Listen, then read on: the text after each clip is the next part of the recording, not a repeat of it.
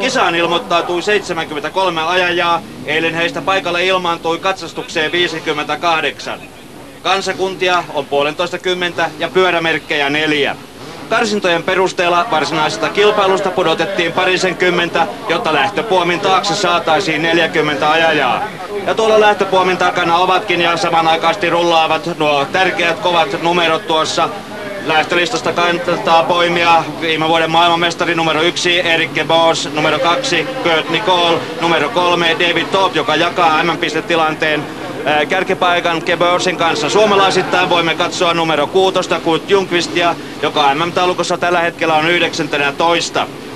Kovia nimiä ovat myöskin noiden aikajojen perusteella muun muassa Ruotsin Länsi-Saksaa edustava Leif Persson numero 17 ja lähtö on jo valmistautumassa vajaa 30 sekuntia starttiin aikaa. Niin, suomalaisittain nämä kisat eivät ole menneet aivan parhaalla mahdollisella tavalla, koska 800 ilmoittautuneesta joukkoon varsinaiseen kilpailuun pääsi vain 4 ja startti on tapahtunut ja nyt mennään kovaa, noin 100 metriä oli tuota lähtökiinnytystä ja ensimmäinen todellinen sumppu on tuossa valmis. Selviydytäänkö tuosta vai ei? Tällä kertaa tuo lähtö meni todella upeasti ja makeasti. Kaikki kilpailijat pääsivät todella upeasti tuosta pahasta paikasta onnettomuuksitta. Tuohan on niitä pahimpia paikkoja näissä motocross-kilpailussa, tuo ensimmäinen kaare startin jälkeen. Ja nyt tuo nauha alkaa jo hiljalleen venyä.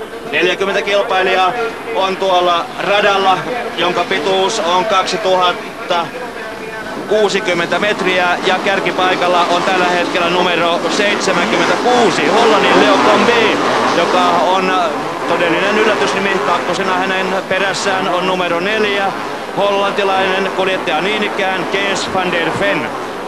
Nauhasolu tuolla ruskeasannan sannoilla. Ratapinta on tällä hetkellä varsin kovapintainen.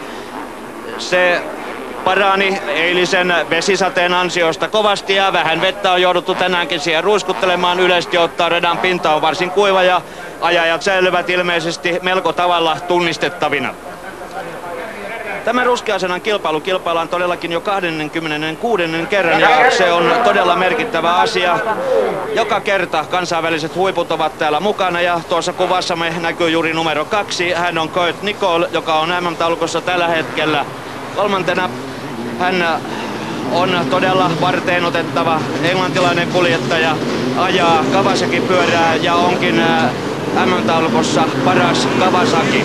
Hondahan on miehittänyt tuon kärjen täydellisesti. 15 parhaan joukossa on peräti 10 Hondaa ja nyt numero 4 on siirtynyt johtoon. Hän on hollantilainen Kees van der Ven, joka viime vuonna MM-taulukossa niin ikään oli 4. Tuo lähtönumero 10 parhaan kohdalla kertoo edellisen vuoden sijoituksen varsin tarkasti. Voittajalla Eric Geborsilla on siis numero 1. Kakkosella Kurt Nicolella on 3. Kolmosella David Toopilla, joka menetti ehkä varmaan maailmanmestaruuden tuon pahan loukkaantumisen takia viime vuonna ja kuuluu tuohon Hondan kovaan talliin yhdessä Eric Geborsin kanssa. Numerolla 5 ajaa Jackie Vimond, joka harjoituksissa oli toiseksi nopein ja nyt 4. johdossa painutaan kannassa numero 76. Tuo yllätyslähtiä Leo Combe. Jaksaako sitten Combe vaan painaa loppuun saakka tuota raivoisaa tahtia, sitäpä me emme vielä tässä vaiheessa tiedä. Ja siinä hyppää tällä hetkellä kärkipaikkaa pitävä numero 4, Kees van der Ven Hollannista. Mutta nauha on varsin tasaisena siellä perässä. 3. on tällä hetkellä Australian todella merkittävä kometta näillä MM-radoilla. Hän tuli viime vuonna numero 18 Jeff Lees kilpakentille mukaan, ajoi 2 MM-osakilpailua, palkattiin välittömästi Hondan talliin ja nyt hän on lunastamassa lupauksia jo ensimmäisessä kilpailussaan kauden alussa Hollannin Falkenbergissä. Hän johti ensimmäistä erää aivan viimeiselle kierrokselle saakka polttoainepulan takia, menetti sitten otteen siinä tilanteessa. Ja voitte arvata, että ajovarikolla ei sen vihaisempaa miestä varmasti voinut löytyä. Toisen erän hän voitti sitten jo suvereenisti ja on tällä hetkellä MM-pistetaulukossa 5. Ja tilanne koko ajan muuntuu tuolla. Kees van der Ven johtaa yhä edelleenkin. Tulee tuossa hyppyrille, eipä hyppää, ottaa tuolta sisäreunan. Ja nyt loikkaa komeasti tuossa noin miltei montun pohjalle. Ja koittaa kuroa tuossa itselleen etumatkaa ja pistää sitten vähän vipinää takana tuleviinsa kilpailijoihin. Hänen peränsä on noussut toissa vuoden maailmanmestari George Jobé. Ja Jobé onkin varsin varteenotettava kilpailija tässä tilanteessa. Kolmantena edelleen on tuo yllätyslähtijä Leo Combi, neljäntenä on sitten Jeff Lisk, tuo australialaiskuljettaja.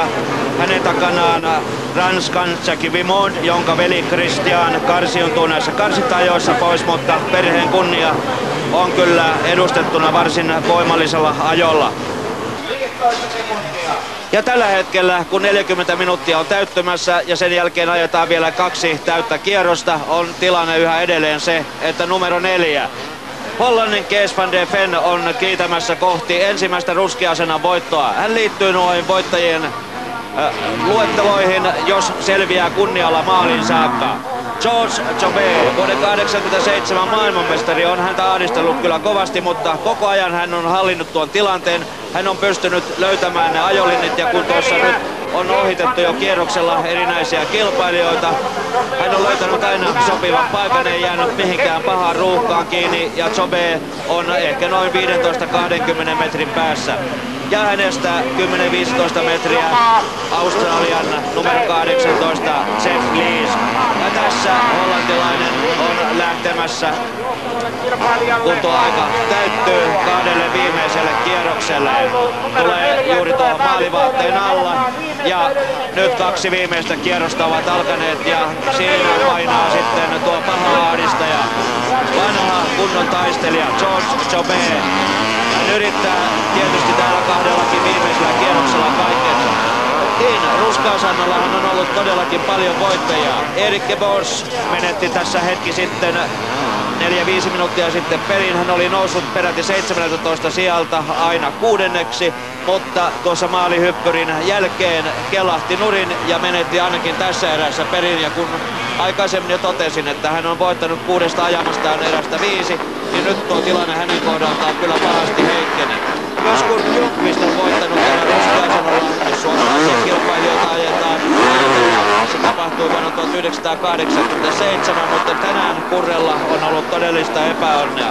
Tuolla alitehoisella koneellaan hän joutui 27 minuutilla jättämään pelin kesken ja on varmasti varsin murheinen mies.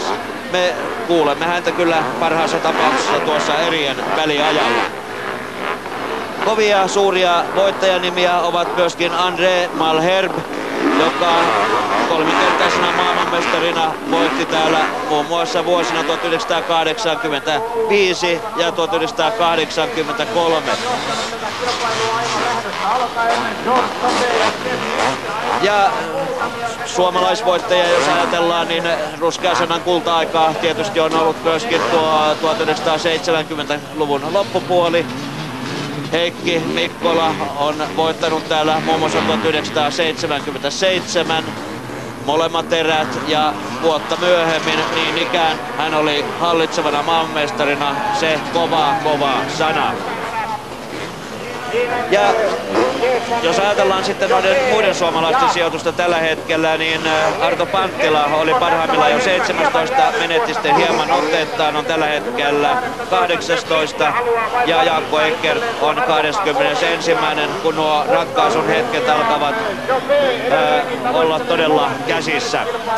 Ja kilpailu on todella ollut myöskin tuon muun kärkijoukon kohdalta hyvin jännittävää. Jackie Vimond, luxemburgilaiskuljettaja, on pysytellyt koko ajan 4. ja nyt alkaa viimeinen kierros. Viimeinen kierros on todella menossa siinä, ja nyt tuo välimatka on pysynyt suurin piirtein entisellään. Jeff Lisk on jäänyt jonkin verran tuosta noin, ja sitten Jackie Vimondin on välimatka ehkä 100 metriä. Niin korjaan tietysti Jackie Martensin eikä Vimondin. Vimond on tällä hetkellä kilpailussa 6. ja David Top on 7. Kurt Nicole on 5. Ja tässä tuo hollantilainen ammattilaiskuljettaja, joka viime vuoden MM-sarjassa todellakin sijoittuu 4. on ottamassa tämän kauden ensimmäistä osakilpailuvoittoa. Aiemmissa 4 kilpailussa ja yhteensä ajetussa 8 erässä. Hän on parhaimmillaan ollut 2 4. Se oli Hollannin omassa kilpailussa, jossa hän oli sen lisäksi vielä 5. Ja sitten Itävallan kilpailun toisessa erässä hän sijoittuu niin ikään 4. Ranskan osakilpailussa pisteitä ei tullut lainkaan ja Italiassakin saalis oli vähäinen.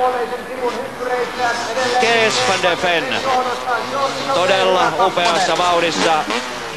Minulla on tässä vieressäni myöskin Sauli Mäkelä, Moottoriliiton päävalmentaja. Mikä on tuo Kees van der Venin menestyksen syy?